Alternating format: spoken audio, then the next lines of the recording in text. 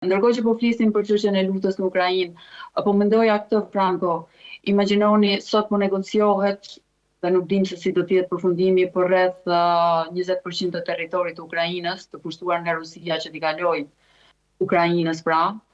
që t'i kalojë Rusisë, në fakt, që ta mbajë atë territor të pushtuar, që janë mbi 53.000 km², ndërkohë që në një situatë të tillë për veriun e Kosovës që është rreth 1.000 km², imagjinoni se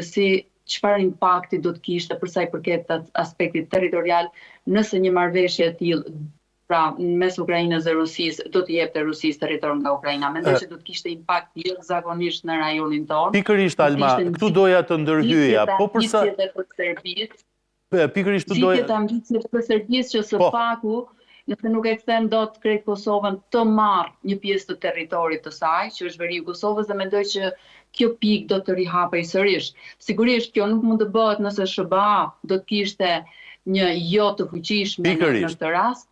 por kam përshtypjen që raportet mes Kosovës dhe Serbisë, dhe këtu dua të dalë, janë lënduar vitin e fundit ose viteve të fundit, sepse Kosova nuk është treguar shumë bashkëpunuese. Dhe ky është gabimi më i madh që kanë bërë institucionet e Kosovës. Në vend që ta shfrytëzojnë, si më thënë, luftën në Ukrainë dhe lidhjet e Serbisë me Rusinë, faktin që ajo nuk vendosi sanksione ndaj Rusisë etj, pra ta shfrytëzojnë për të lidhur më fuqishëm raportet me SBA-n, fatkesisht përfaqësuesit e Kosovës kanë bërë të kundërtën. Të gjithë miqtë e Kosovës që njohin diplomacinë, që janë në SBA, kongresmen,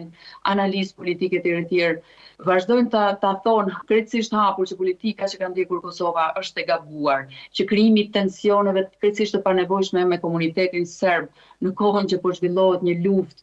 në Europë dhe në kohën që gjithçka po ndryshon, që rendi global, rendi ndërkombëtar është në pikpyetje nëse nuk themi që ka ndryshuar. Megjithatë këtu nuk kemi reflektim. Tu merren me problemet e vogla, me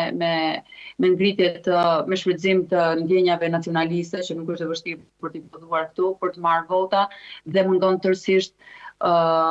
vizioni për atë se çfarë po ndodh në botë dhe se si do gjendet Kosova, shteti më i brisht në rajon, në Ballkan, ndoshta edhe në botë,